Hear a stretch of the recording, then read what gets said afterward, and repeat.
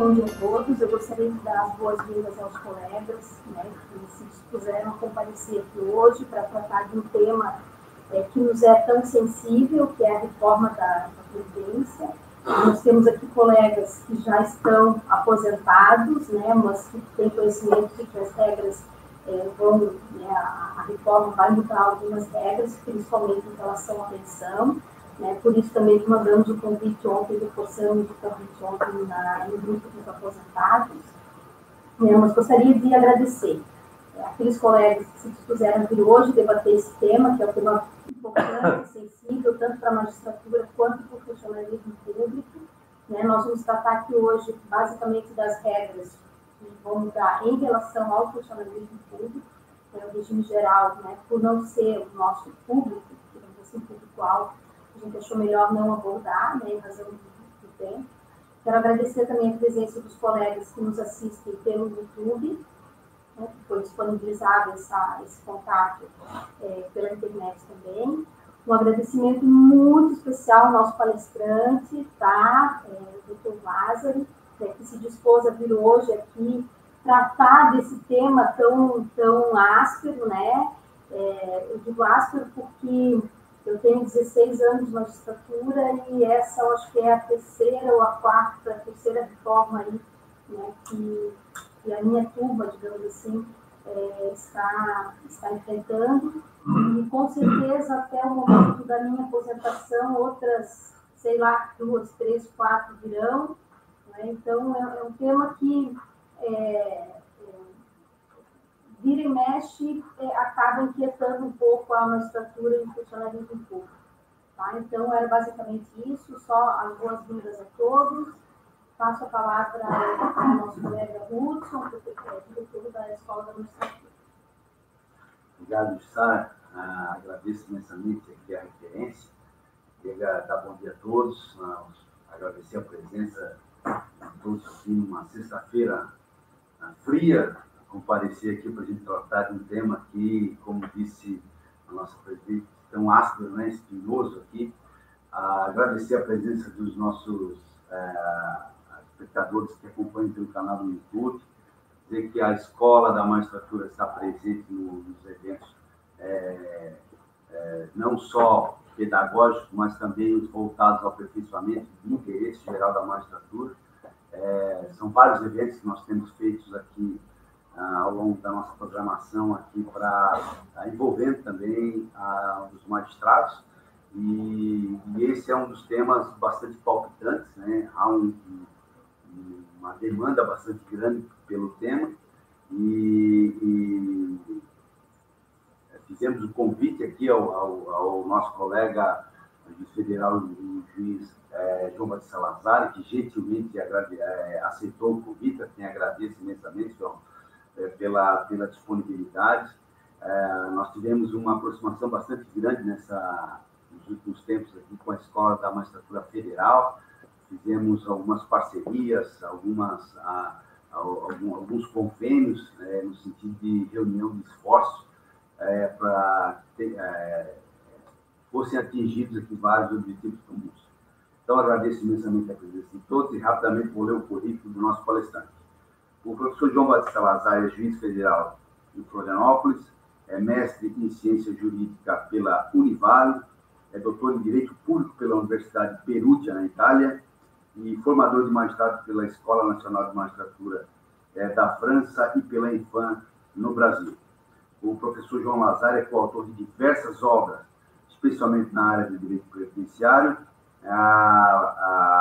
citando, por exemplo, a obra Direito Previdenciário Forense e Prática Processual Previdenciária. Então, é um autor bastante renomado, alguém bastante especializado na área e, com certeza, nós vamos aprender bastante. Muito obrigado. Passo a palavra ao João Batista. Bom dia a todos, meus cumprimentos a magistrados aqui presentes, pagadores, nativas, que também já passaram pela magistratura e hoje estão em outras atividades. Meu cumprimento e agradecimento ao Hudson, à doutora Jussara, pelo convite, estar aqui na Escola da Magistratura. É sempre uma satisfação. Eu que em 1993 também cursei, 93, 1994, a Escola da Magistratura aqui do Estado de Santa Catarina, e é uma grande escola que também me ajudou muito na minha formação, colaborando também para ter ingressado na magistratura, no caso federal, que já estou há 23 anos também já na atuação.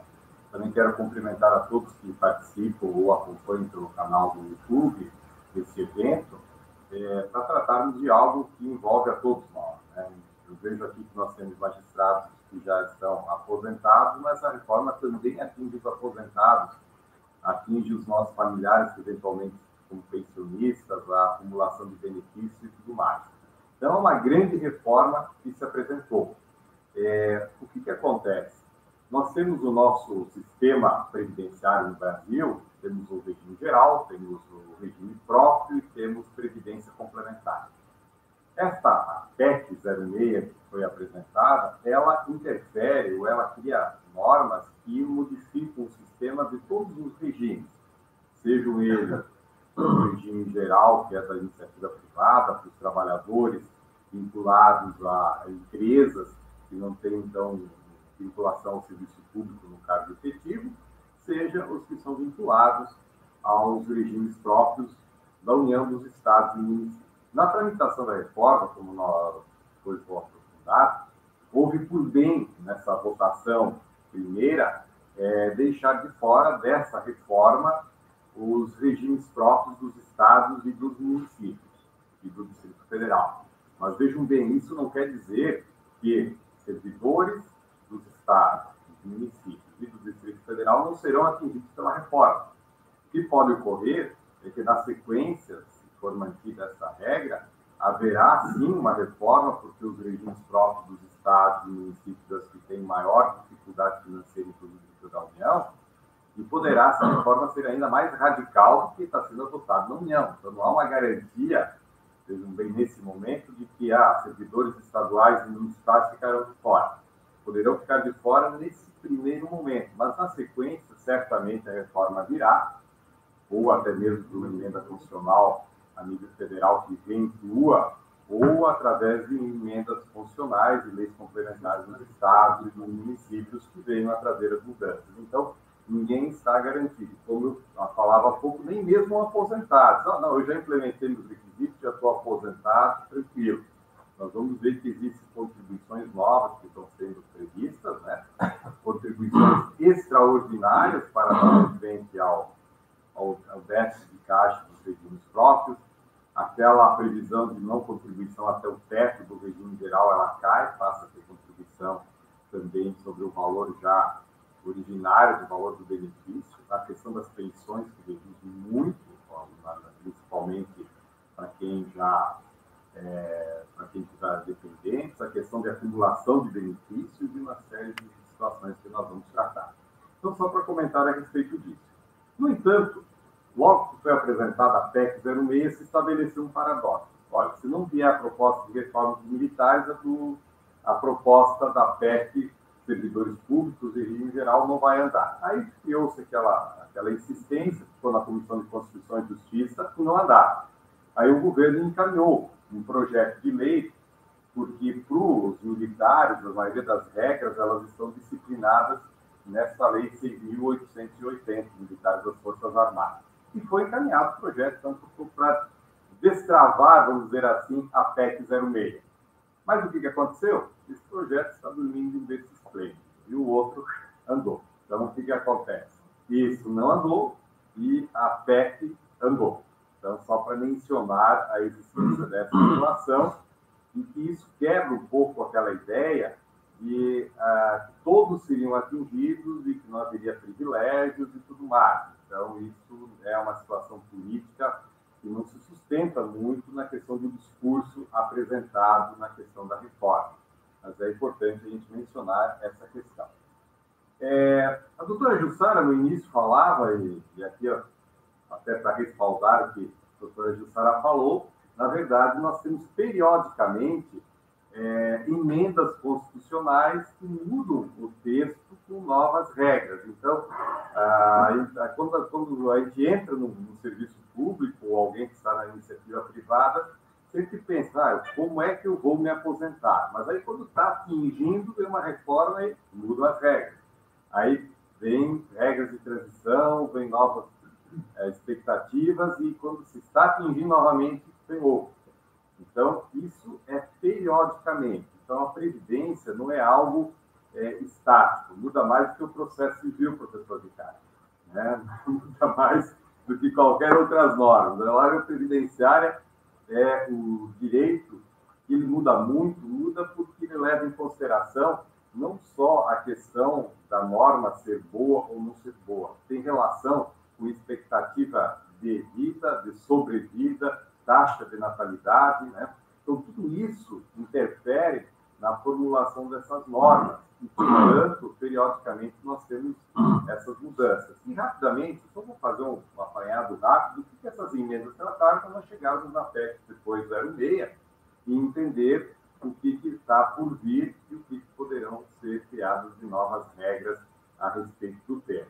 Então, a primeira PEC mais considerável após a Constituição de 88, que a Constituição de 88 foi aquela Constituição do ideal, veio do rompimento do regime militar, redemocratização do país, uma Constituição cheia de direitos, cheia de ideais, e que o Estado não suportou bancar todos os direitos e tudo aquilo que se criou em prol da sociedade, dos servidores públicos e tudo mais.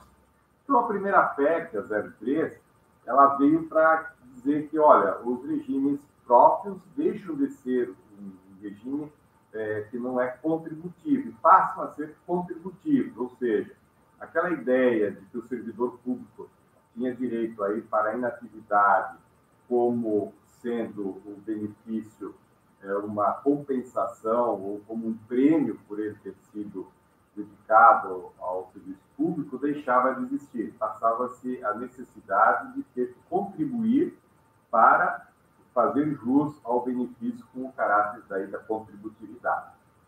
A emenda 20 de 98 foi uma das reformas bem significativas. Por quê? Porque até a emenda 20 de 98, nós não tínhamos idade mínima da aposentadoria com tempo de contribuição para o servidor público e nem no regime geral. Nas regras permanentes, se aprovou, então, idade mínima para os servidores públicos e para os trabalhadores da iniciativa privada permaneceu a ideia da aposentadoria por tempo de contribuição sem idade mínima, e o Brasil foi criticado até hoje por essa situação de dizer que no Brasil pode se aposentar sem idade mínima.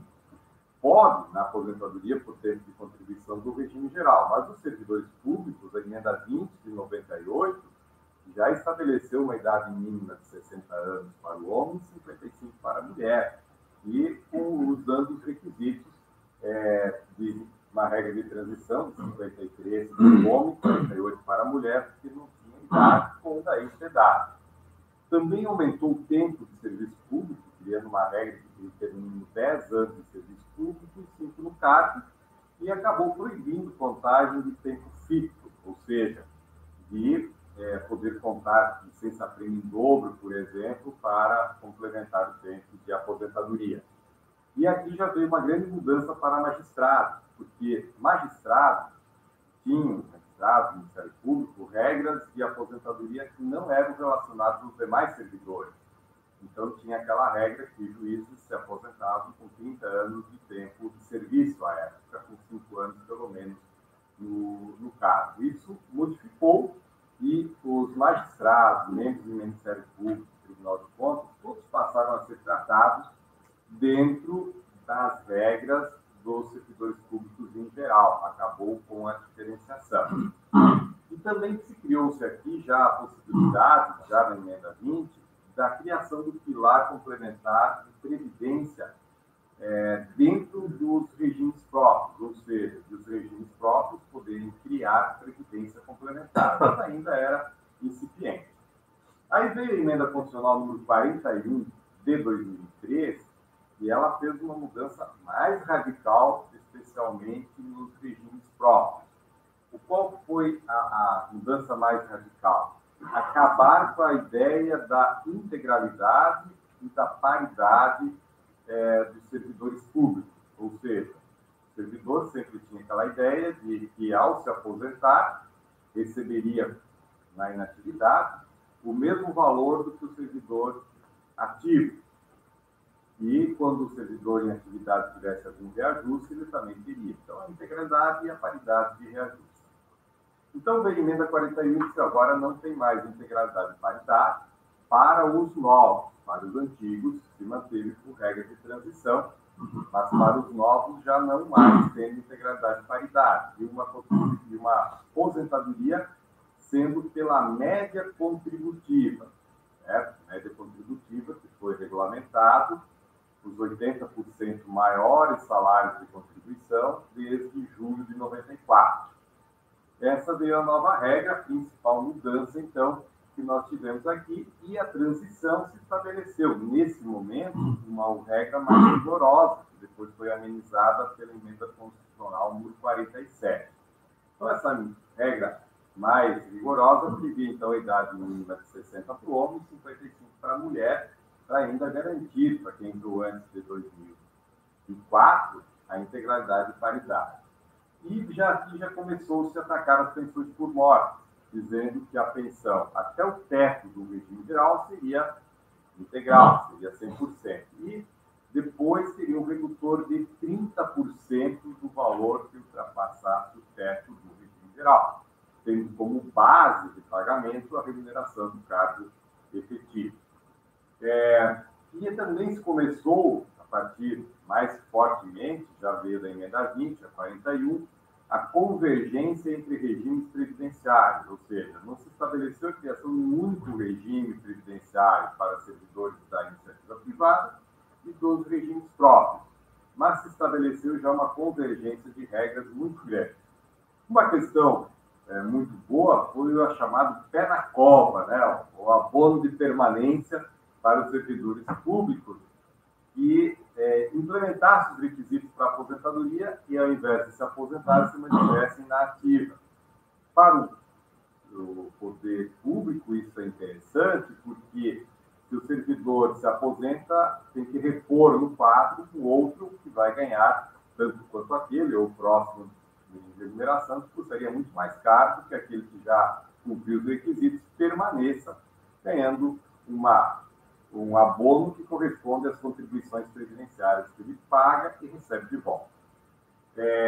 A questão também, aqui passou-se com a emenda 41, a necessidade das contribuições já não só do servidor em atividade, mas também dos inativos e dos pensionistas. Aí chegou ao Supremo Tribunal Federal essa discussão. Bom, mas se o sujeito já está aposentado, uma pessoa que é pensionista vai ter que continuar contribuindo para a Previdência? E o Supremo disse que sim. O sistema é contributivo, é solidário, todo mundo tem que dar a sua cota de participação. Aposentados e pensionistas também passaram a contribuir para fazer frente, para buscar um equilíbrio financeiro do sistema.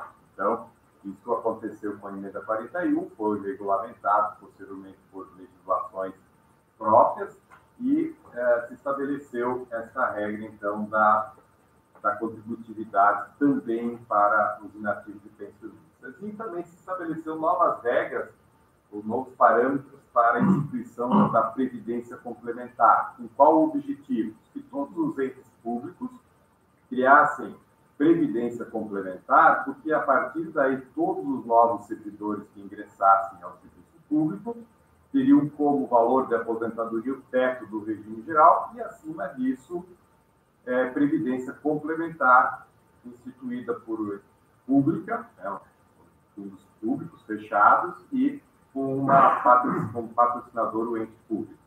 E, então, se estabeleceu esse parâmetro. A emenda 47, na sequência, ela veio com uma PEC paralela, ou seja, como a emenda 41 teria sido muito rigorosa com os servidores públicos, se estabeleceu para quem entrou antes de dezembro de 98, até 16 de 12 de 98, então, a possibilidade de ter a fórmula 85-95. É aquela que o BIC está esperando para complementar ali, que está faltando um mês, se a reforma vier, ele não fecha 95, né? Então, o que acontece? 95 é soma de idade e tempo de contribuição. Se somar de 95 o homem e a mulher 85, poderia também ter integralidade e paridade, desde que o ingresso no serviço público fosse anterior a 16 de 12 de 98. Mas, para isso, também tem que ter ao menos 25 anos de serviço público, 15 na carreira e 5 no cargo, certo? Então, são requisitos adicionais. A emenda constitucional 70, que veio depois na sequência, veio também corrigir uma falha da emenda constitucional 41, ou seja, a de garantir na aposentadoria por invalidez a integralidade e paridade para quem entrou até final de 2013. Então, independente do momento de se tornar ou que ele era ter uma invalidez. Permitindo, então, no caso de acidente em serviço ou moléstia grave, doença grave relacionada em lei, pudesse também se ter integralidade e paridade nessa aposentadoria, que está valendo, e, no caso, a pensão também manteria integralidade e paridade. Então, veio essa emenda. Depois nós tivemos, na sequência, a emenda constitucional 88, que modificou a regra da aposentadoria compulsória. Ou seja, nós tínhamos a idade máxima no serviço público de 70 anos e se aumentou para 75 anos. Então, estabelecendo primeiramente para ministros do Supremo Tribunal Federal e do STJ, e na sequência, pela Lei Complementar 152 de 2015, foi estendida a todos os servidores públicos a possibilidade de chegar aos 75. Foi chamada PEC da Bengala, né? Porque era o interesse de permanecer um período maior, principalmente nos tribunais superiores, e se estendeu para todos eles. Então, dentro disso, feito o que nós vimos, o que nós tivemos nesse panorama? Quebrou-se a tradição tão secular de que a aposentadoria no Brasil para os servidores públicos era mero exercício, seria um prêmio, passou-se a ser contributiva, então custeado tanto pelo Estado como pelo próprio servidor, e foram adotadas regras mais rigorosas para a concessão e cálculo do valor dos benefícios. A gente pode ver essa evolução, como ela andou. No artigo 40 da Constituição, que é a redação atual, nós temos um modelo que foi sempre adotado no Brasil, que é que as normas da Constituição Federal para efeito de aposentadorias e pensões, elas se aplicam de forma que elas são iguais tanto para servidores da União, dos estados, dos municípios e também do Distrito Federal. Isso basta ver o caput do artigo 40 da Constituição. E esta PEC 06, então, depois mais à frente eu apresento novamente o caput que está se propondo, ela retira desse tópico, do caput do artigo, então, estados, Distrito Federal e municípios, permitindo que as unidades, os entes federativos, criem suas próprias regras, modifiquem, e enquanto não modificarem, vão prevalecer as regras que estão valendo atualmente nesse artigo 40. Então, quer dizer, se passar a PEC como ela está no âmbito da União, já muda de imediato. No âmbito dos estados e municípios, continua valendo o que está previsto hoje, até a legislação própria dos entes da federação promover novas alterações. Certo? Bom, em matéria de previdência complementar. A previdência complementar, no âmbito federal, para servidores públicos, ela foi criada, regulamentada pela Lei 12.618 de 2012. Então, o que acontece? Se nós pegarmos o Executivo, depois criou o FUNPESP, ESEC em fevereiro, a regulamentação do fundo de 2013, o Legislativo em maio e o Judiciário em outubro de 2013. No âmbito do Estado de Santa Catarina, nós tivemos pela Lei Complementar 661 de 2015, dezembro de 2015, a criação da Previdência Complementar. Então, vamos pensar que hoje, se entrar alguém, fizer um concurso público e entrar na magistratura, seja ela federal ou estadual, vai contribuir para o regime próprio até o teto, 5.839. e vai se aposentar não com 5.839, que é o teto do regime geral, pela média contributiva, podendo ser esse valor. Se quiser, numa aposentadoria futura, receber um valor maior, vai ter que aderir à Previdência Complementar. A Previdência Complementar que é oferecida, então, esta que é, vamos dizer assim, a Previdência Complementar oficial, criada pelo Estado ou pela União, no caso federal, que a grande vantagem é que para cada real contribuído tem a contrapartida do patrocinador, que é o Estado ou a União, com mais R$1. Então, cria-se um fundo que, a longo prazo, vai se criar um benefício complementar ao benefício básico. Então, vejam bem, nós já temos no âmbito hoje de regimes próprios a questão de idade mínima, a questão de requisitos rigorosos e a questão do teto do regime geral ou dos regimes próprios. A adesão à Previdência Complementar ela é facultativa, ela não é obrigatória. E aí gera também uma expectativa de, a longo prazo, se esses fundos serão bem geridos, se realmente vão ter condições de pagar os benefícios que estão prometendo, porque tudo quando é na fase da arrecadação é fácil, quando está na vinda de novos recursos, né? E quando começa a fase de pagar os benefícios, aí começam a ter os problemas. E uma outra questão também importante, que hoje não está definido, não está no foco da mudança, mas poderá ocorrer, também é que esse percentual da participação do ente público, patrocinador, que hoje é igual, pode ser reduzido para metade, 10%, 20%, não há garantia disso, certo? Então, tem essa flutuação. Então, evidentemente, alguns até não confiam na gestão de recursos dessa previdência complementar e fazem outras previdências complementares, que tem também como gestão outras entidades. Aqui de Santa Catarina, aqui nós temos a Comarca, que atende magistrados, né, principalmente, e tem a previdência complementar, que é gerida com uma taxa de administração também reduzida e que, eventualmente, tem uma aplicação de recursos que, a longo prazo, pode ter uma rentabilidade maior. Mas até o valor entre o teto do regime geral e a remuneração do cargo efetivo, há a possibilidade da previdência complementar gerida por fundos constituídos sobre a gestão dessas leis que foram previstas e, portanto, é o que se tem, que se apresenta hoje, independentemente da reforma, já que está valendo.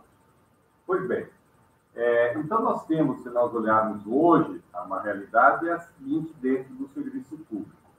Quem entrou até 16/12/98, pelas regras atuais, pode se aposentar ainda com integralidade e paridade e tem a previsão da regra do 85/95, que é específico da emenda constitucional número 47, que estabeleceu apenas para quem entrou até 16/12/91. Para quem ingressou até 31 de dezembro de 2003, ainda tem integralidade e paridade pelas regras da emenda 41, aos 60 anos homens, 55 mulher, respeitados também os tempos mínimos de serviço público, no caso. Para quem entrou entre a emenda 41 e a regulamentação da Previdência Complementar, tem uma aposentadoria e ela pode ser 100% da média contributiva, não é mais integralidade e paridade. Então, é uma média que vai ser tudo que foi contribuído desde julho de 94 e se apura uma média contributiva. Calcula o benefício, vai para a inatividade e os reajustes são pelos índices de reajuste dos benefícios do regime geral, que é o INPC anualmente. E quem ingressou depois da regulamentação da Previdência Complementar, aí o que se cria? Cria-se a possibilidade de ter um benefício até o teto do regime geral, sendo pela média contributiva, e acima disso somente Previdência Complementar. Nós vamos ver, no entanto, que a PEC 06, o que ela faz, que é muito desastroso para o servidor público, é revogar todas as regras de transição aí existentes. Então, quer dizer, eu estou enquadrado na regra de transição da emenda 47, porque eu entrei antes de 98. Está me faltando 8 meses, 6 meses para implementar os requisitos. Ana Paula, um ano, né? Menos. Aí vem a reforma e diz, olha, essa regra está revogada. É o que diz a PEC 06 e permite também, já dá as cores da simples depois, no final, para dizer que os estados e os municípios também deverão revogar essas normas de transição. Aí vem aquele ponto. Mas eu estava quase atingindo. Aí depois tem o precedente Supremo que eu vou mostrar, o Supremo disse não tem. Direito adquirido é implementar todos os requisitos. Quando você está numa regra de transição e ainda não implementou a todos os requisitos, você não tem garantia de permanência naquele modelo. Então, isso é um grande problema das reformas em si, da falta de segurança jurídica para o servidor, para o trabalhador, a respeito das suas regras. Então, está cumprindo todos os requisitos de uma regra de transição que foi colocada, e se modifica.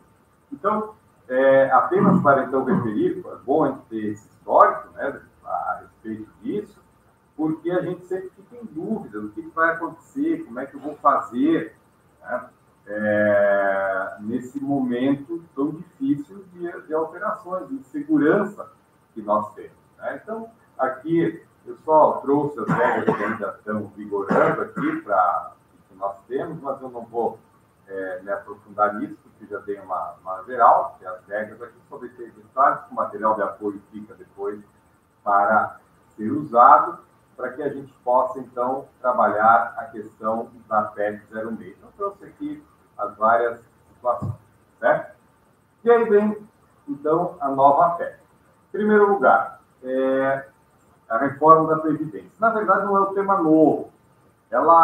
Ele está na pauta, como bola da vez, com a PEC 287 de 2016 do governo Temer, a proposta foi apresentada, que era menos gravosa do que essa. Então, cada proposta que vem, ela tende a ser mais gravosa. Né? A gente sempre tem saudade do ex-presidente nessa matéria de mudanças. Né? Então, sempre dá saudades, né, do anterior.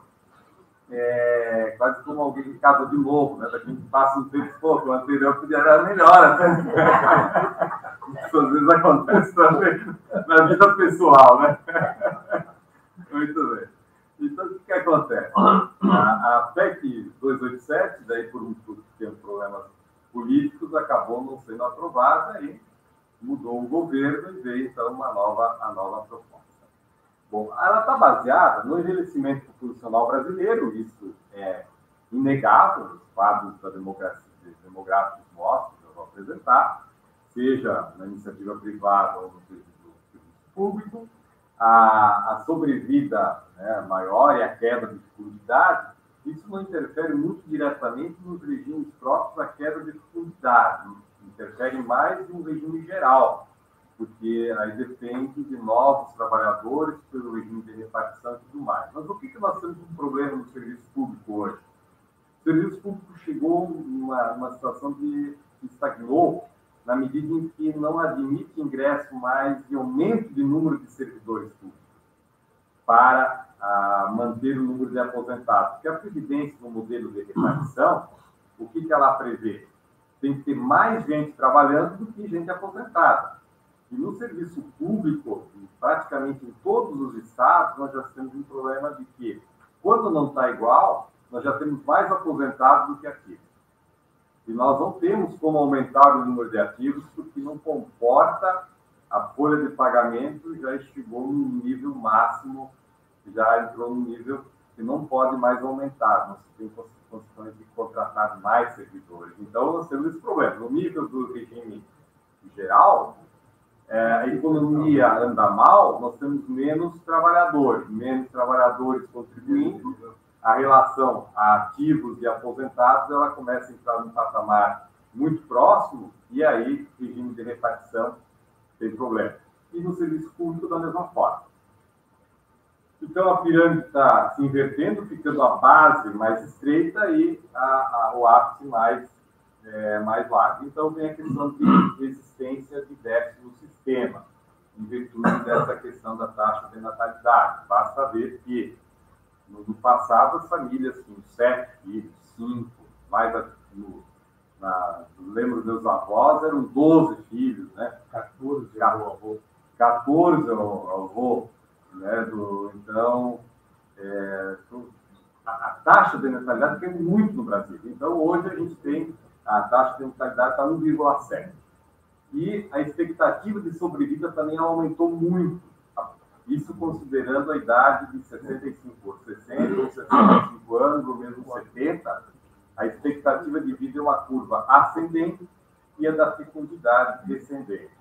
E isso gera, então, cada vez uma relação de dependência entre jovens e idosos cada vez menor, né? Chegando aqui que nós temos aqui essa situação. Nós tínhamos, rapidamente, estamos enfrentando uma mudança.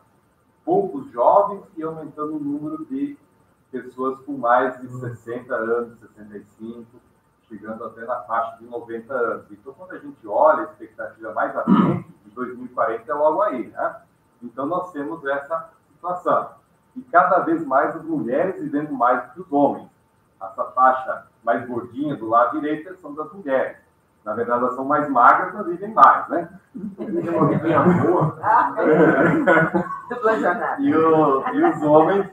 E os homens, vejam bem, quando chegar lá em 2060, vejam bem, cada homem idoso, quantas mulheres idosas à sua disposição, ou na relação que terá, né? Então, a gente pode comparar como as mulheres, cada vez mais, nessa projeção, terão uma vida maior. Mas, enfim, não é o aspecto mais importante disso tudo é que nós estamos vivendo um momento em que nós estamos reduzindo rapidamente a base e aumentando muito o ápice da nossa demografia. Então, esse é um ponto. A PEC ela foi apresentada de uma perspectiva, ou apurando dados de déficit, contestados, os déficits, os valores não são dados assim que tem um consenso a respeito deles.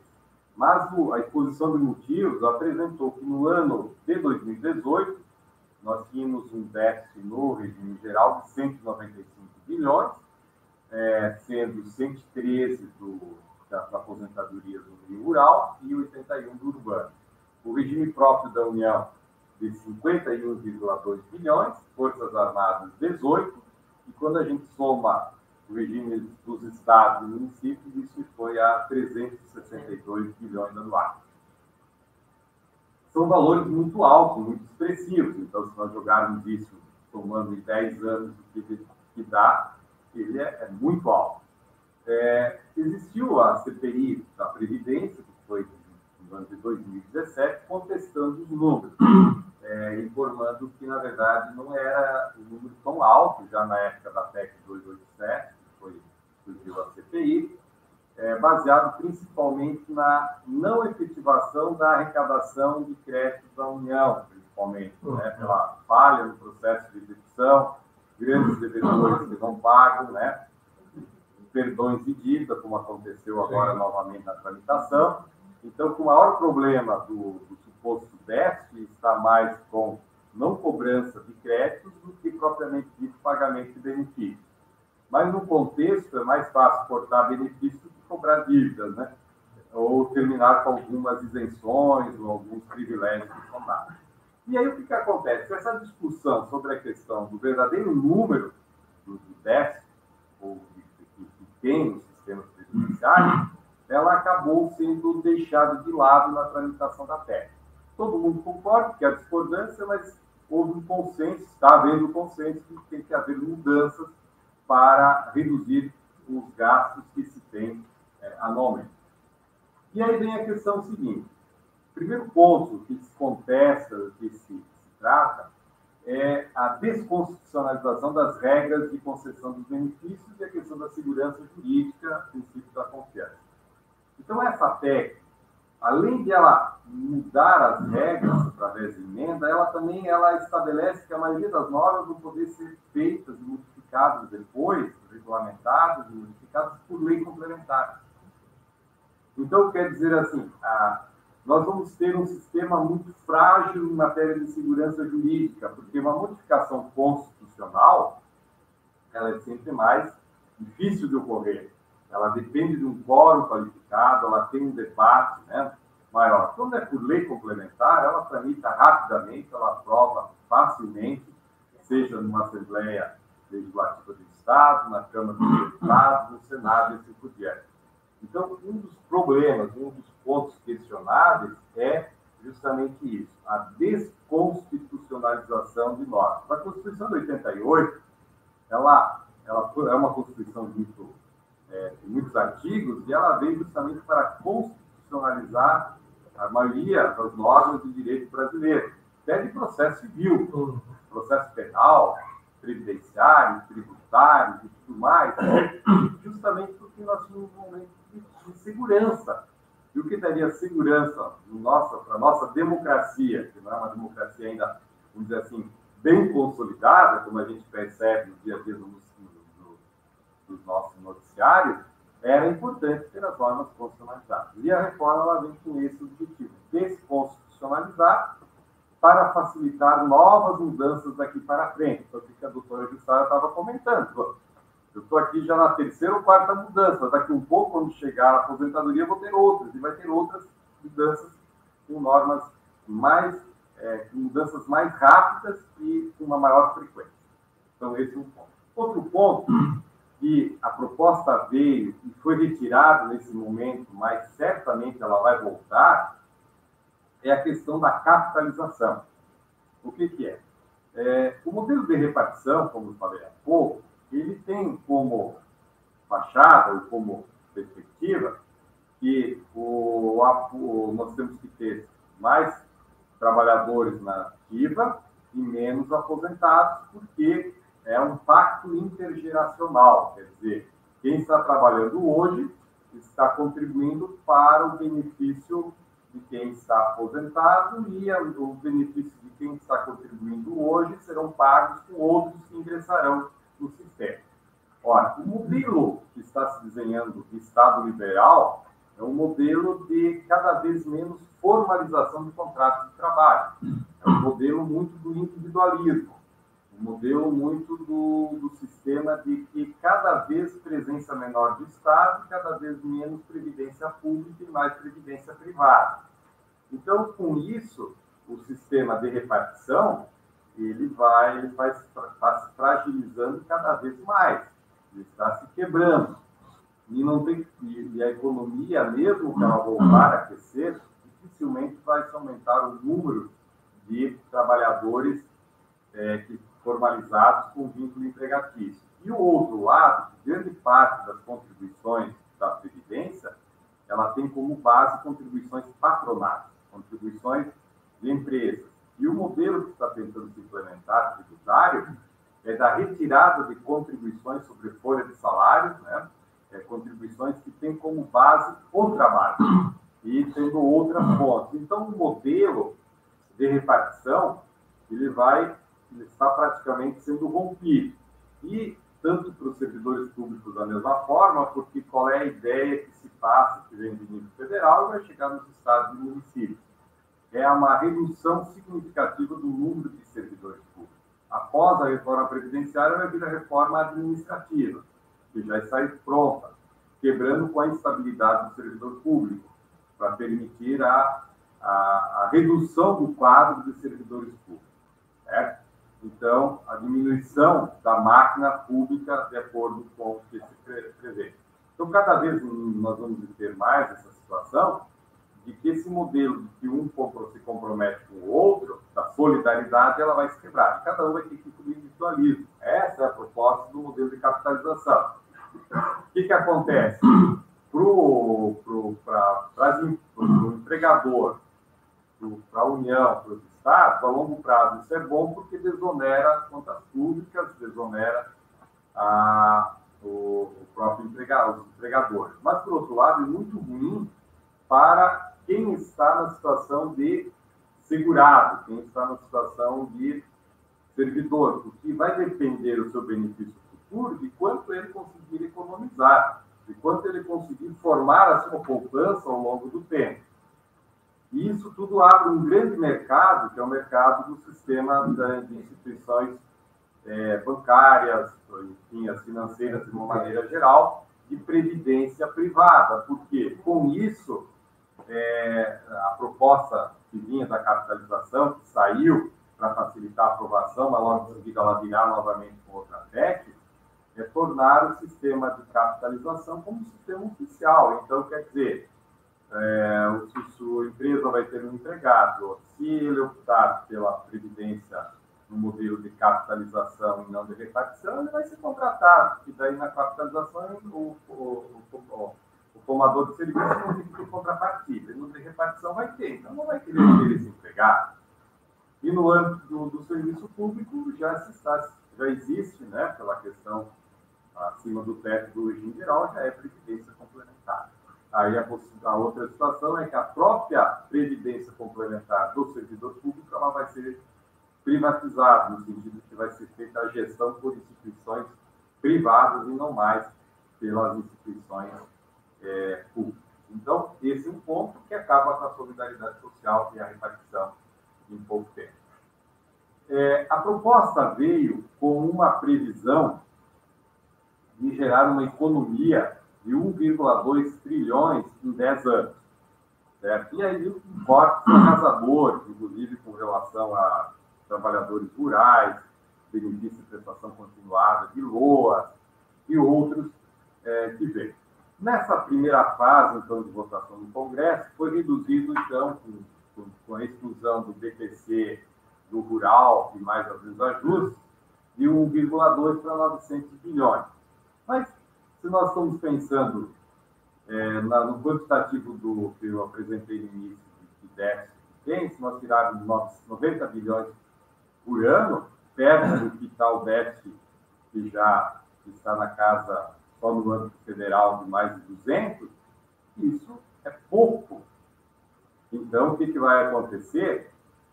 Provavelmente, essa reforma também não vai resolver para efeito das contas públicas, né? Há uma tendência de, na sequência, outras serem feitas, porque o déficit vai continuar existindo.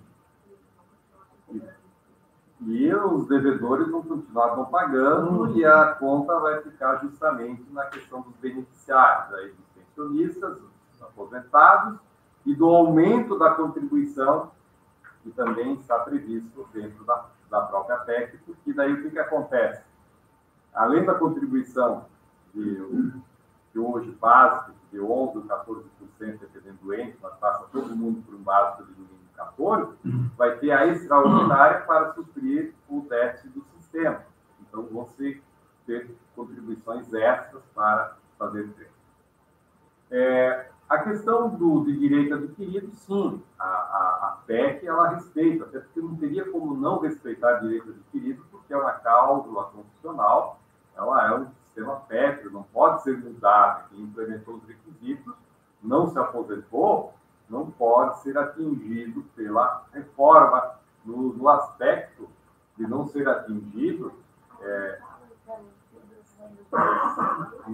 não, regras de transição não garantido regras de transição. Regras de transição que a emenda está trazendo, não as anteriores, porque a PEC ela traz regras de transição. São novas regras de transição que revogam as anteriores, mas ela traz regras de transição.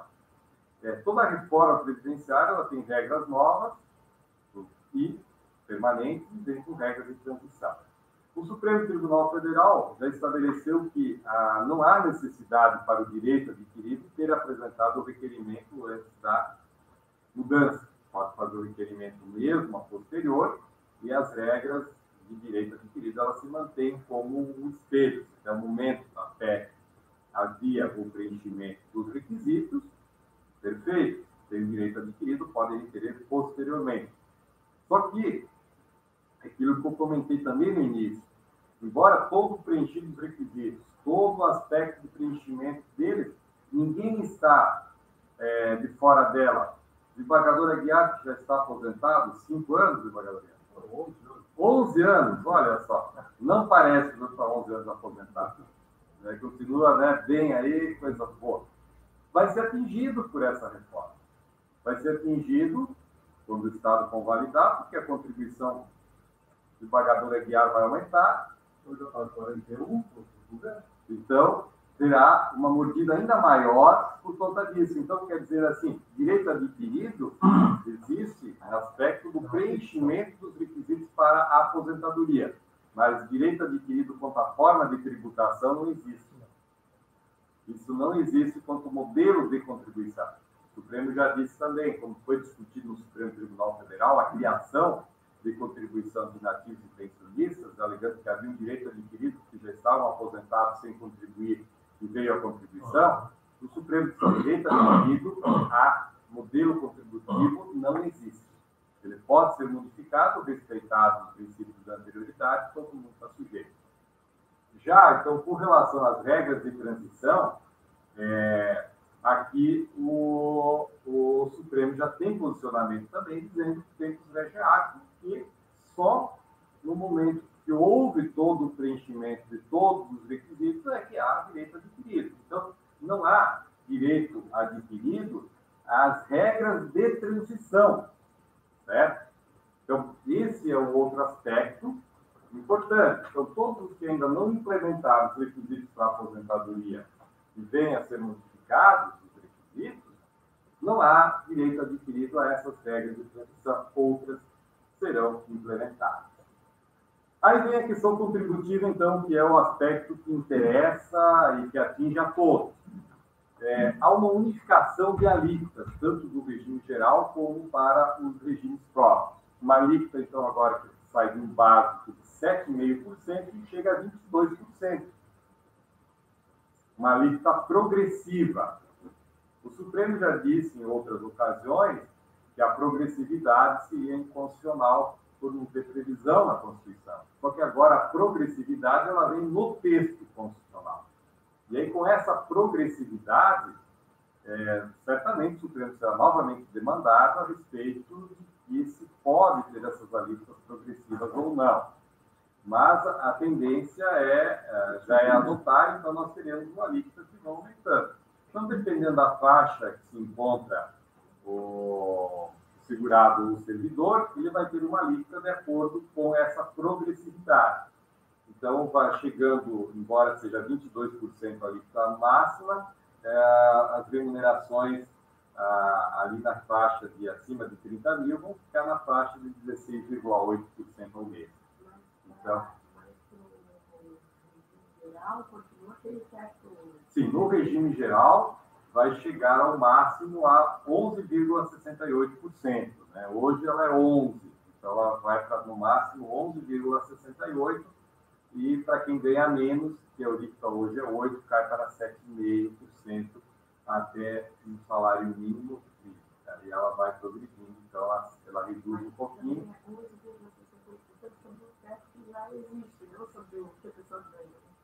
Porque assim, dentro do regime geral, o teto é 5.839 em 2019, certo? Todo ano reajuste. Daí o que acontece? O aposentado do regime geral não contribui. Quem contribui, daí não contribui na atividade. Então ele vai descontar da sua remuneração dentro dessa faixa escalonada, no máximo 11,68%. E aí, 5.839. Então o servidor, mesmo agora o magistrado que entrou depois da regulamentação da Previdência Complementar, ele vai contribuir no máximo até 11,68% sobre 5.839. Aí quem está acima vai chegar até a alíquota de 22%, que na média vai dar 16,8%, pelo menos, nesse contexto. Então, são alíquotas progressivas e que vai aumentando. Agora, o que preocupa, e aí que veio o grande problema, é que há a previsão de que poderá, para equacionar déficit atuarial, a instituição de contribuição extraordinária, certo? A contribuição extraordinária. Então, está previsto para a União e está previsto para os estados também poderem instituir para os municípios. Então, me diga uma coisa, qual é o regime próprio que não tem déficit atuarial? Todos têm déficit atuarial, porque o déficit atuarial não é só o do momento, é o que tem de projeção para o futuro. quando faz a questão de déficit atuarial, não é só o ano em vigor, é a previsão para que vai acontecer no futuro. Então, todos os regimes próprios têm déficit atuarial, certo? E aí, então, além daquela contribuição que já aumenta, podendo chegar aos 22% na média 16,8%, terá mais uma contribuição extraordinária para equacionar o déficit atuarial. E aí, o que acontece? Isso vai valer para os aposentadores em atividade, vai valer para os que estão aposentados, né? Vai valer para todos, e a previsão é que essa contribuição ela pode se estabelecer pelo prazo de 20 anos, a extraordinária. Então, não é uma contribuição extraordinária para o ano de 2020, de 2021. Não, ela vem com uma previsão atuarial, porque é a questão de déficit atuarial que faz uma projeção para o futuro. Então, se nos próximos 20 anos tem previsão de déficit, nos próximos 20 anos todos os servidores vão contribuir com mais 5%, 10% e 15% para isso. Então, dificilmente algum Estado vai abrir mão disso, porque não vai abrir mão dessa possibilidade de instituir.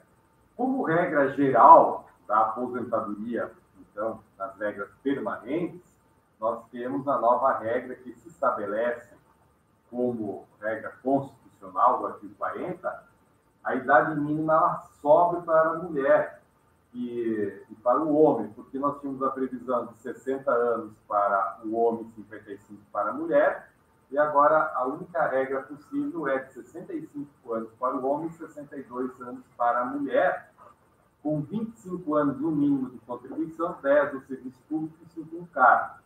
Só que ainda tem outro agravante, que antes, ao implementar os requisitos, dos 60 e 55, com, no caso, 35 anos de contribuição do homem e 30 da mulher, era 100% da média contributiva.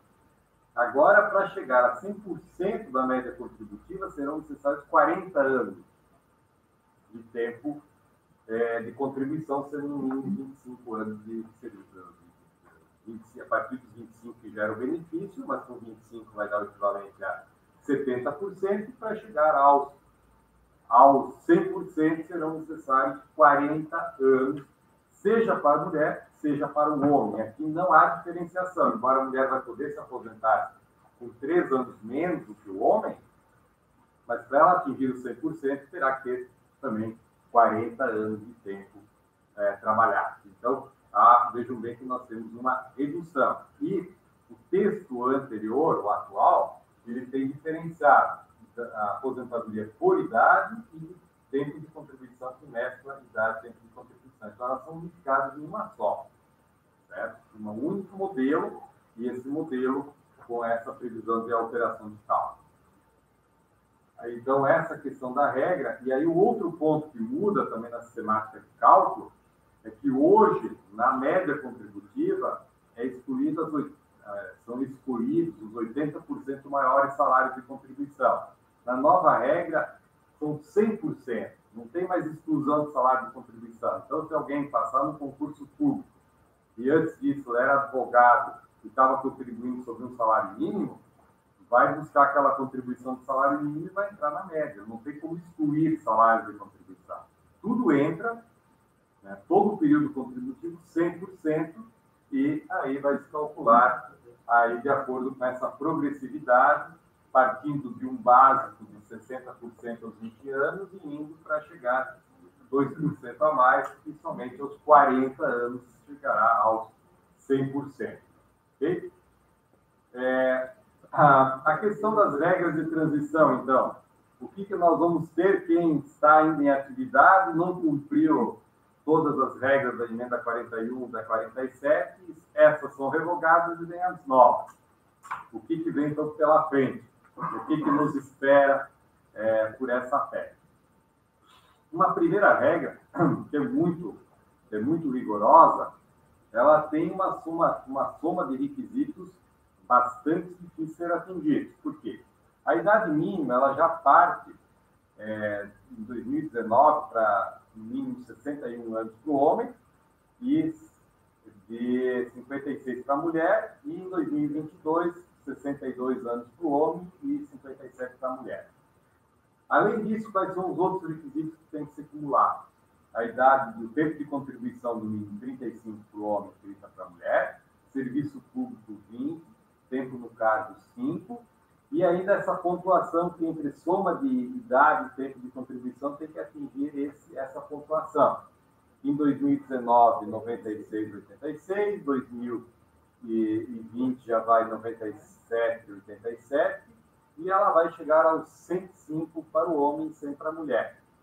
Tudo isso, para mesmo quem entrou antes de 98, antes de 2013, ter uma aposentadoria pela média contributiva, não integral.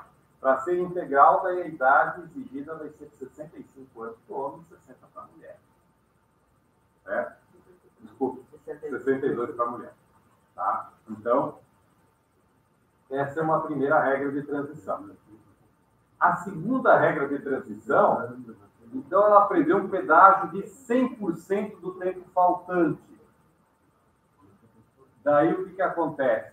Nessa regra, que seria, vamos dizer assim, uma regra criticada, porque é uma regra mais benéfica, vai dizer o seguinte: então, a idade para ter integralidade e paridade, para quem entrou antes de 2013, será o seguinte: tem que ter o homem de 60 anos, a mulher de 57. Mas ele vai ter que pagar um pedágio de 100% faltante. Então, se a pessoa está com 25 anos, seu homem está faltando 10, vai ter que trabalhar mais 20. E aí, certamente, vai chegar, na maioria dos casos, vai passar de 65 se for homem ou de 62 se for mulher. É uma regra feita para que as pessoas não a utilizem. É uma regra que não vai ter utilidade, a não ser a pessoa que está muito próximo da aposentadoria. Daí está faltando um ano e tem já uma idade de no mínimo 60, vai trabalhar no ano a mais. E aí tem 25 anos de efetivo exercício de serviço público, 5 no cargo, aí e o pedágio, que é 100%. Interessante que na proposta de reforma sobre mudança dos militares, o pedágio é 17%.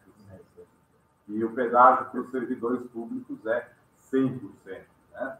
Então, está sendo tratado de uma forma muito disparidade. Né? E a outra ainda nem anda, né? Vai aprovar essa aqui, a outra vai ficar sem acontecer.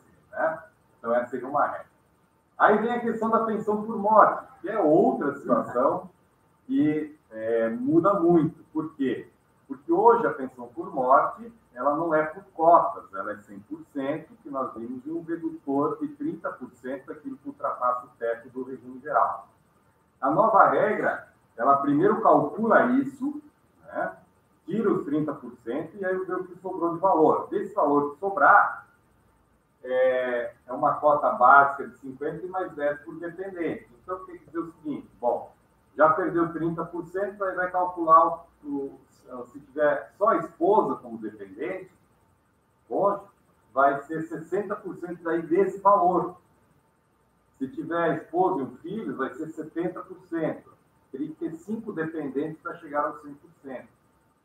E as cotas não são mais reversíveis, ou seja, se o filho atingir 21 anos, a cota dele desaparece e a esposa não passa a receber. Então, vai ter uma redução muito significativa na questão do cálculo do valor da pensão por morte. Mantém o redutor de 30% acima do teto e aí depois calcula-se as cotas, que poderá dar uma redução de mais 40%.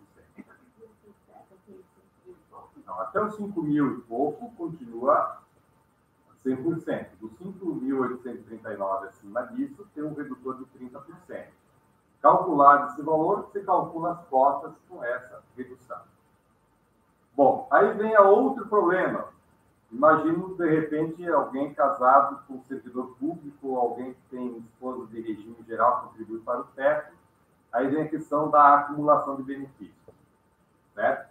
A acumulação de benefícios hoje, alguém pode estar recebendo a sua aposentadoria, se o cônjuge vier a falecer, o companheiro, vai acumular o valor da pensão por morte, aposentadoria com a pensão. Pela nova regra, não tem mais acumulatividade, ou a acumulatividade ela é muito restrita. Como é que ela fica? Então, vai ser o seguinte: vai ter que optar pelo melhor benefício. pensão por morte tem toda aquela sistemática, mas ela só vai poder gerar o seguinte: um percentual de 80% para benefício até um salário mínimo, 60% entre 1 e 2, 40% entre 2 e 13, 20% entre 13 e 4 e 10% acima de 4 salários mínimos. Então vem aquela situação. Bom,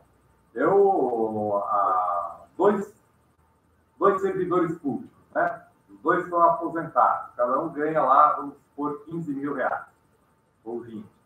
Aí o outro vem a falecer, aí vai acabar ficando com a aposentadoria e aí vai pegar uma quantiazinha assim, muito significativa do benefício da acumulação. Você não vai poder ter a aposentadoria acumulando com a pensão por morte na sua integralidade. Vai depender justamente dessa sistemática de que, se for alguém que recebe um salário mínimo e o cônjuge um salário mínimo, daí ele vai continuar com o salário mínimo dele e vai receber de pensão 80%. A pensão por morte ela poderá ser de valor inferior ao salário mínimo, salvo quando for a única renda do dependente. Caso contrário, ela vai poder ser valor inferior ao salário mínimo. Então, quer dizer o seguinte, aquela ideia de sujeito ter aposentadoria e ter pensão por morte acaba, né? Passa a ser a ideia de sujeito, ou você é aposentado, ou você é pensionista. Então, não acaba completamente, mas o que fica é muito pequeno. Nesse caso, para os novos. Não para todos. Os que já Quem estão recebendo, não. Quem já está recebendo a pensão e a aposentadoria hoje, não atinge. Mas, por exemplo, quem é aposentado e vier depois a buscar a pensão por morte, quando a pensão por morte é a regra da data do óbito, que é as regras que regem. Então, respeito o direito adquirido de quem já está recebendo, mas os novos para frente não terão essa garantia. Magistrados. Tem mais uma alteração para magistrados. Hoje nós temos a previsão de que, eventualmente, o magistrado pode ter como penalidade a aposentadoria compulsória, na verdade, independente de ter cumprido os requisitos. Isso acaba.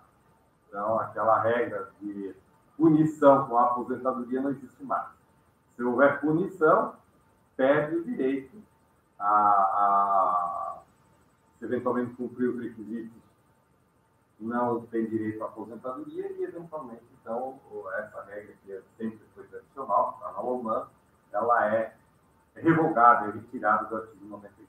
Não tem mais, então, como aposentadoria compulsória como punição. Isso desaparece também do artigo 93. Tá? A questão ainda, então, dos estados e Distrito Federal e município. Ponto que nós temos final aqui. O que acontece? Então, o artigo 40, agora, a proposta que se tem, veja bem, não está mais, então, a previsão dos entes federativos.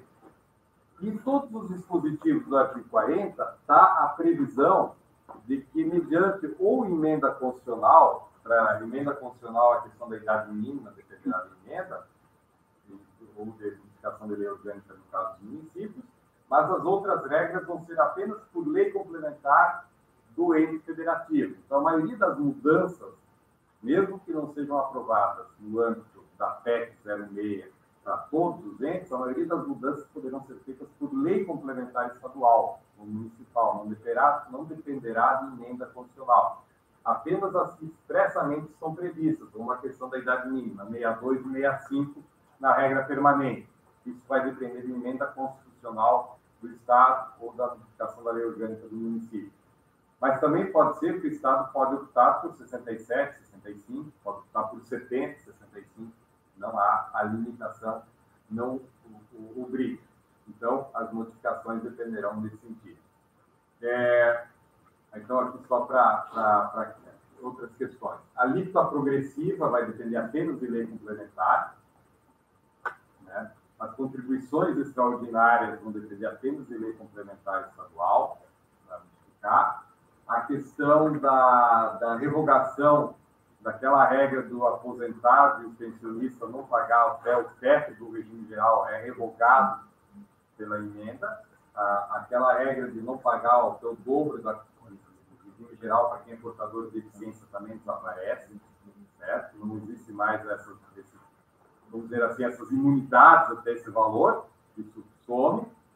E aí a questão toda também, então, com essas modificações, as revogações das regras de transição também poderão ser feitas, nesse caso, por lei complementar, não depende de emenda constitucional, de acordo com o que está no texto, e cria-se essa situação das expectativas de mudança, né? Será que, a que momento, se for aprovado sem o envolvimento do Estado, do município, do Distrito Federal, quando é que vão ser aprovados? E aquilo que falamos há pouco, cada vez que se apresentam novas propostas, elas vão se tornando mais rigorosas. Daqui um pouco, o Estado de Santa Catarina entende que aquelas normas federais ainda é pouco para equalizar o déficit futuro, pode adotar regras mais rigorosas.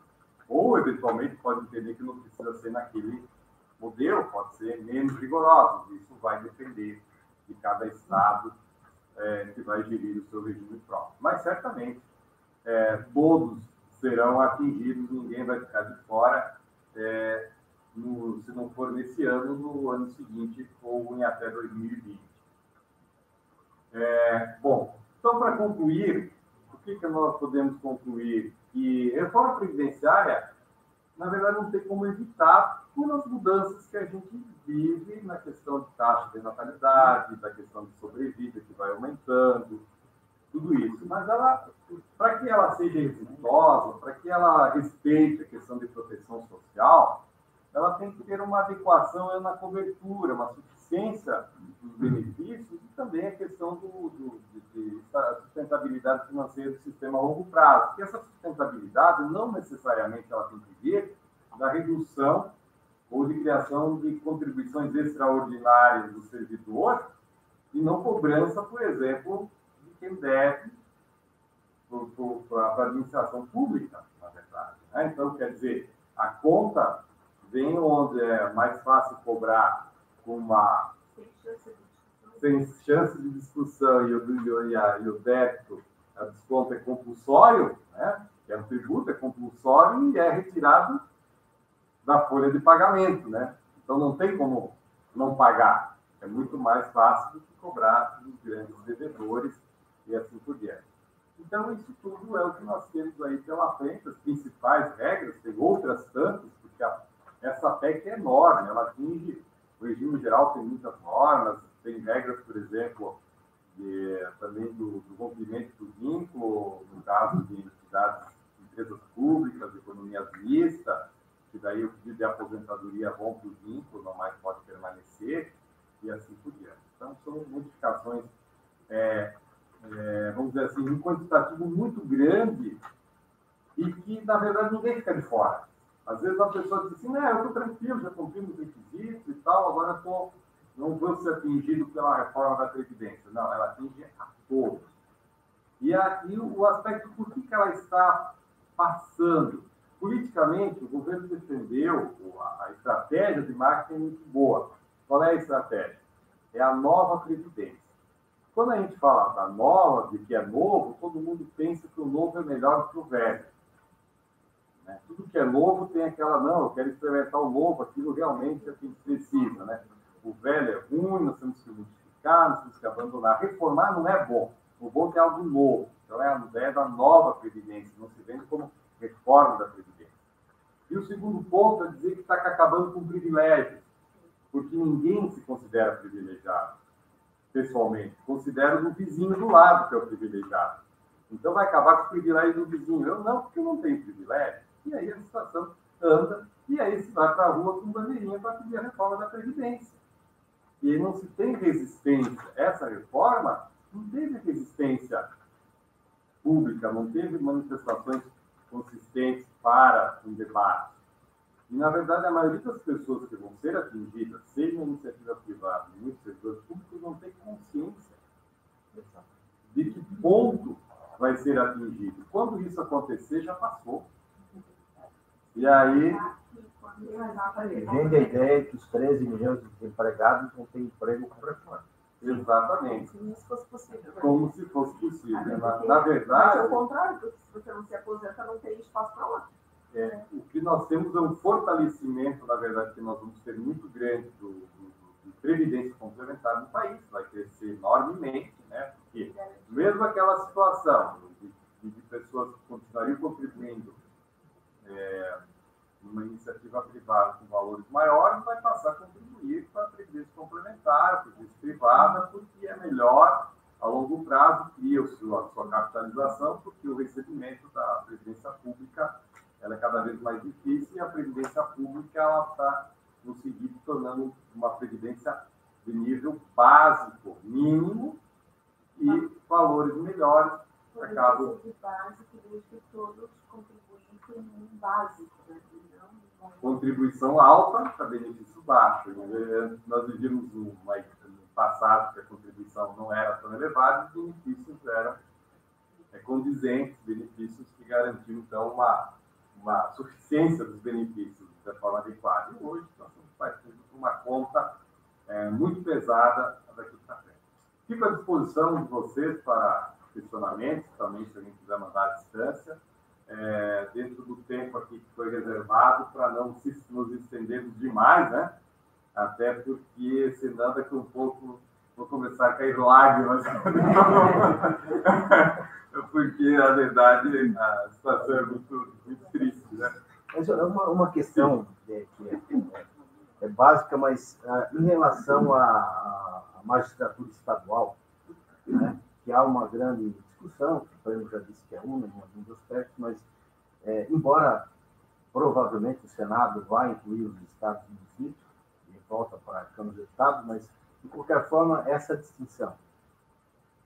Bom, o que eu avalio é o seguinte, embora a magistratura é única, ela, na verdade, como se trata de regime previdenciário, a vinculação são em regimes diferentes. Então, são regras de regimes próprios, a vinculação é do Estado e a vinculação é de regime próprio da União. Então, isso, eu acho que essa questão da unidade, ela é um sistema mais remuneratório. Ela deve manter o sistema de unidade. No sistema de aposentadoria, ela pode... Mas é o vínculo estadual. É vínculo dos regimes próprios estaduais. Então, isso vai acabar acontecendo. Como nós temos hoje, na verdade, nem na questão remuneratória tem sido respeitada muito essa unidade, que nós assistimos cada estado legislando e criando algumas gratificações diferentes, algumas vantagens diferentes. Veja Rio de Janeiro, por exemplo, né? Que é o estado que tem uma legislação muito mais assim, que favorece mais a magistratura que qualquer outro estado e da própria União. Então, o Supremo deixa isso para analisar e a questão da aposentadoria não vejo problema, porque são vinculações a regimes distintos, regimes próprios. Então, eu acredito que deve ser mantido. Então, eu só, desembargador, se o senhor me permite, tá? Eu primeiro gostaria de agradecer imensamente, parabenizar o nosso palestrante João Batista pela brilhante exposição. O tema realmente é extremamente palpitante, é muito sensível, atinge a todos, efetivamente. Então, agradecer pela disponibilidade e parabenizar pela brilhante exposição. Nós vamos fazer algumas rodadas de perguntas, se permite, João, que até para facilitar os trabalhos, nós concitamos os colegas que estão nos assistindo também pela internet a nos enviar alguns questionamentos anteriormente à palestra. Então, nós vamos facultar aqui primeiro uma rodada de perguntas dos presentes e logo na sequência nós também faremos algumas perguntas dos nossos espectadores também pela internet. Tá certo? Doutor Guiar, fica à vontade. Essa iniciativa é genuinamente nossa, brasileira, aposentando, ou ela tem paradigma?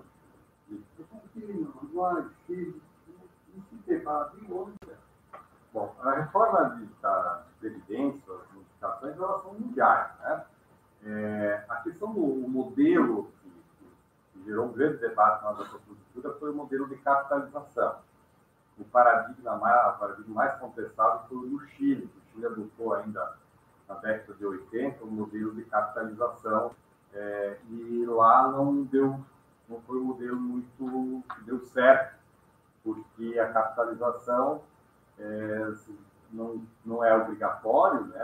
A contribuição no sistema que foi adotado lá de não obrigatoriedade, os trabalhadores não contribuíram. Então, isso gerou uma distorção, chegou na fase da aposentadoria, os valores, a maioria tinham poucas contribuições, e foi de valores baixos. Em matéria, tirando isso, de mudanças previdenciárias, o mundo todo tem assistido, de maneira com regras mais rigorosas ou menos rigorosas. A Argentina teve há pouco também mudanças na Previdência Social. Então, não é mudanças, no caso de Previdência, elas não se restringem ao Brasil, ao mundo todo. E, como eu falei, são decorrentes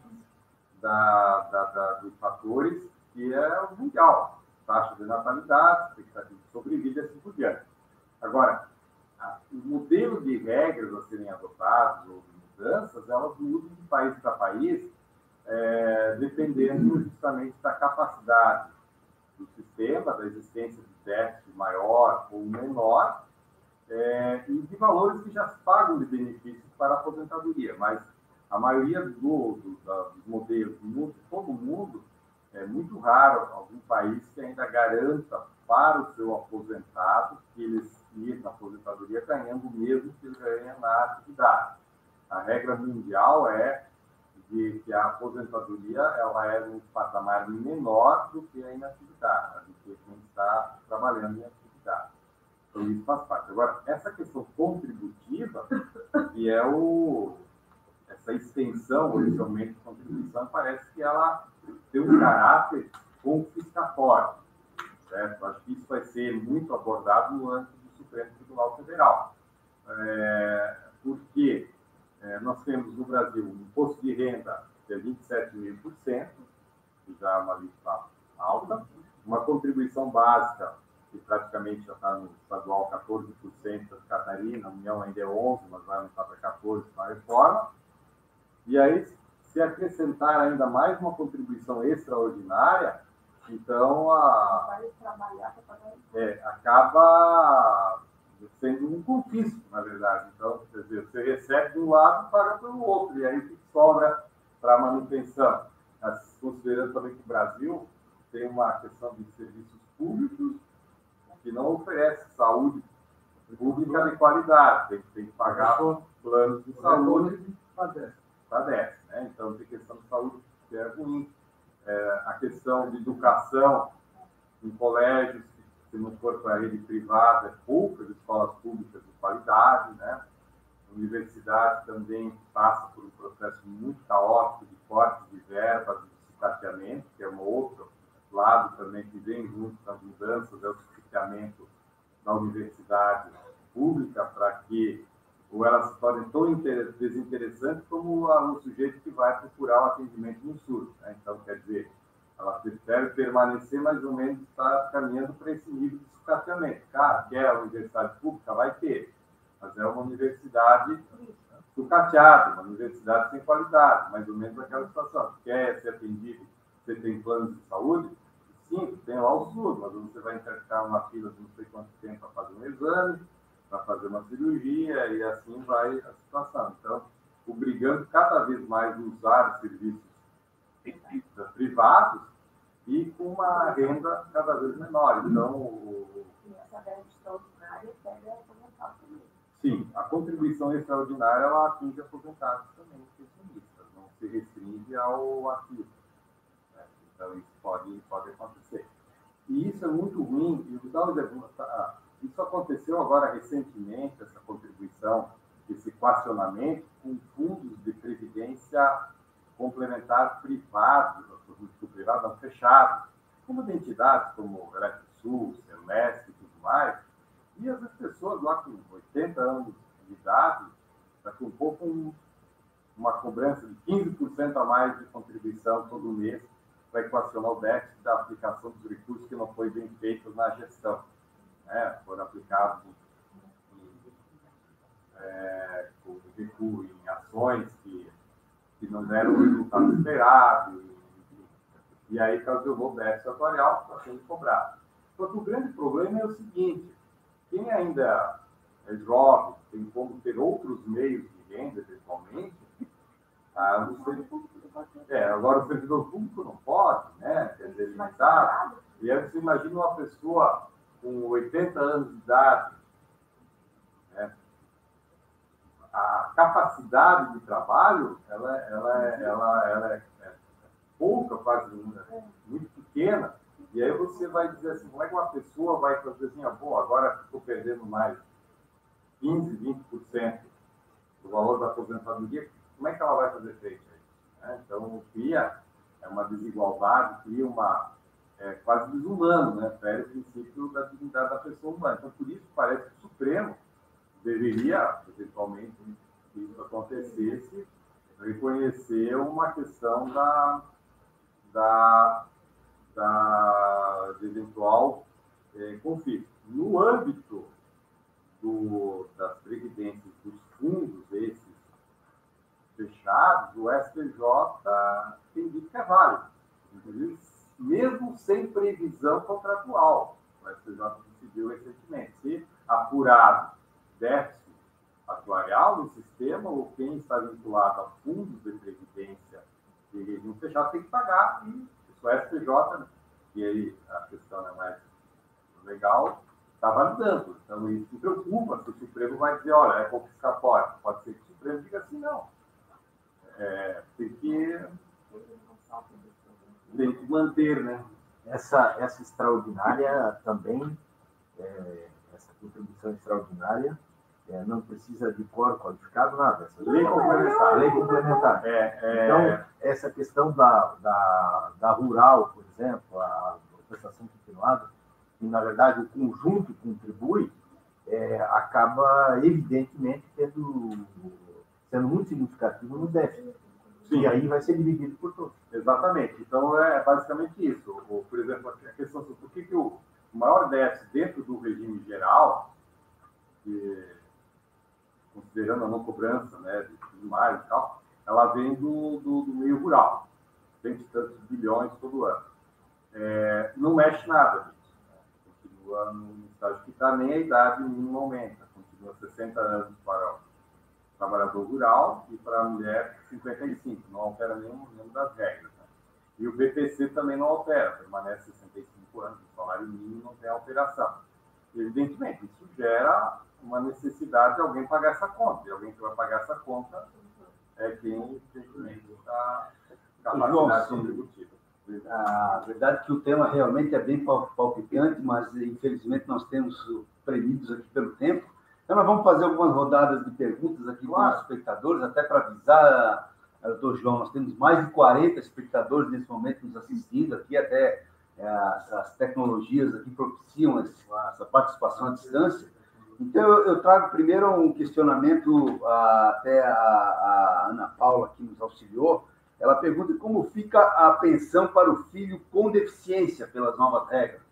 Foi aprovado, aí, com relação à questão do filho com deficiência, foi aprovada uma regra agora na votação do primeiro turno, e ele não seria atingido por essa redução, né? No caso, dentro da proposta que foi aprovada. Então, excepcionalizando a situação do filho com deficiência.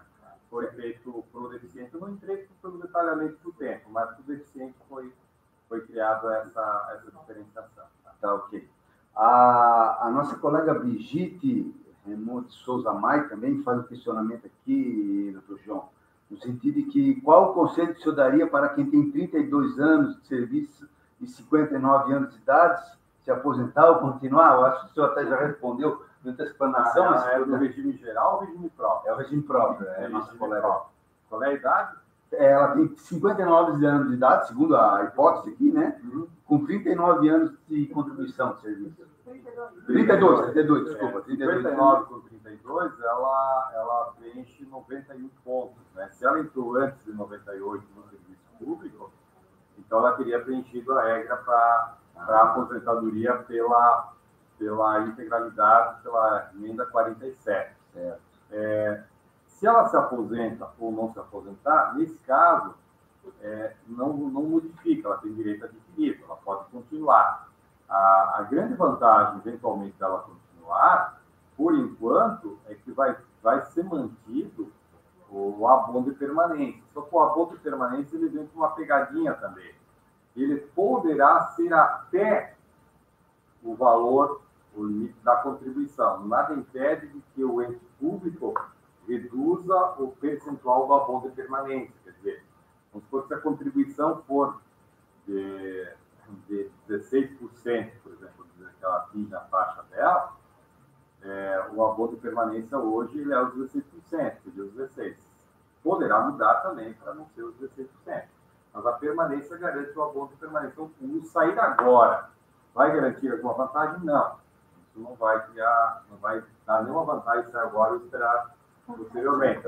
A única situação que eu quis comentar com relação que a emenda traz uma situação específica, por exemplo, o sujeito trabalha para uma entidade pública, não é Caixa Econômica Federal, o Banco do Brasil, a economia mista, empresa pública.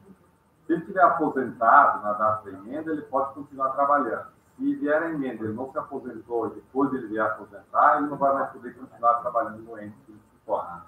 No caso do servidor público, tem uma discussão no serviço público municipal que adote regime geral se ele pode continuar depois aposentado. Uma emenda não vai mais também poder continuar. E no caso de regime próprio estadual, a aposentadoria não impede da continuidade que gera vacância do cargo. Doutor João, até já seguindo aqui no tema de abono e permanência, também vem um questionamento aqui também, no sentido de que quem foi admitido no serviço público em 1987 que pode receber o abono de permanência sem qualquer prejuízo no futuro. Uma regra de transição com relação ao abono de permanência. A PEC, ela não acaba com o abono de permanência, ela mantém só com essa mudança que estabeleci. E poderá o ente público reduzir a questão do abono de permanência, ou seja, porque o abono de permanência também não é um direito adquirido. Quer dizer, hoje, o servidor preencheu os requisitos tem direito ao abono de permanência no mesmo montante que ele paga de contribuição. Poderá, em lei complementar, isso ser modificado pela PEC, e dizer assim, não, o abono de permanência vai ser de metade do valor das contribuições. E aí não há direito adquirido a isso. Certo. Por último aqui, doutor João, se for possível, nosso colega também, Fernando Carboni, faz o questionamento que nos enviou aqui, no sentido seguinte. O artigo 27, parágrafo 2º da PEC, da Previdência, nós estamos tratando aqui, ela dispõe que apenas para fim de cálculo poderá, entre aspas, o período de contribuição ser desprezado caso ele resulte em benefício que lhe seja desfavorável.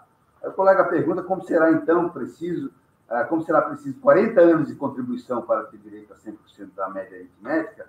É possível concluir que o segurado, que se o segurado contribuir 44 anos, por exemplo, poderão ser desprezados os 4 primeiros anos e considerados apenas os 40 últimos? Porque, assim, normalmente, o que acontece? Quando alguém entra no serviço público, ele traz do regime geral o tempo dele através de uma certidão do tempo de contribuição. Ele pode trazer todo o tempo, ou ele pode trazer só uma parte daquele tempo. Então, e aí tem uma outra modificação que já ocorreu pela mini-reforma da Previdência que nós fizemos esse ano, a Lei 13.846, que diz o seguinte: se você trouxer tempo de contagem recíproca e utilizar ele para alguma vantagem, no caso do abono de permanência, depois tu não pode desprezar mais esse tempo ou nem desaverbar para usar ele em outro, né? Então, essa é uma situação, quer dizer, não quer contar o tempo que tinha salário mínimo de contribuição, tudo bem, não pode deixar de lado, mas não pode usar ele para gerar abono de permanência. Então, usar para uma coisa e não usar para outra. E nem desaverbar para depois que já usou para uma finalidade. Então, é justamente isso. Então, quando alguém vai se aposentar, por exemplo, no serviço público, se tiver todos os requisitos dentro do serviço público, ele não necessariamente precisa trazer o do regime geral. Ele pode não trazer e aí se aposentar só do serviço público. Agora, a questão também do cálculo para efeito das contribuições, quando é por média contributiva, o marco continua sendo julho de 94, não é anterior a julho de 94. Esse é o momento marco. A única situação é que passa a ser 100% do período, não mais 80%. Ok, então, colegas, então, permite pelo tempo, hoje o expediente é normal, inclusive, né? E teremos aqui, então, um longo trabalho pela frente e esperamos aqui que enfrentemos aqui essa discussão da melhor maneira possível. Então, gostaria de agradecer imensamente, primeiro, a nossa presidente Jussara, que propiciou esse evento aqui, que articulou toda a organização, agradecer a equipe de apoio, tanto da imprensa, da Associação de Magistrados Catarinenses, quanto da imprensa do setor de suporte aqui da Escola da Magistratura, agradecer aos colegas aqui presentes que prestigiaram o evento, agradecer aos colegas que estão nos assistindo pela internet, que prestigiaram, que participaram, mandaram seus questionamentos, e, em especial, também agradecer, por último, admirando a importância do seu trabalho, agradecer ao Dr. João Lazari pela sua disponibilidade de vir até aqui a SMESC, pela sua disponibilidade em fazer a partilha daquilo que é mais nobre do ser humano, que é a partilha do seu conhecimento. Agradeço imensamente, doutor João, e estamos convidados para futuros debates nesse sentido. Agradeço mais vezes o convite, fica à disposição aqui da escola, e a associação como um todo aí, para outros debates, né, que certamente nós teremos muito pela frente, e eu acho que também é muito importante, eu acho, a atuação também associativa junto à questão ao parlamento, seja no âmbito federal como estadual, para que as regras sejam mais justas. Mas, para isso, justamente, eu acho que essa é a importância. É o esclarecimento, é o debate, para que haja uma conscientização maior do que vai acontecer, tenha mais argumentos e um entusiasmo maior para lutar, para evitar essas mudanças tão radicais. Né? Mas fica à disposição, tá? E agradeço mais uma vez. Tá certo. Mais uma vez, obrigado.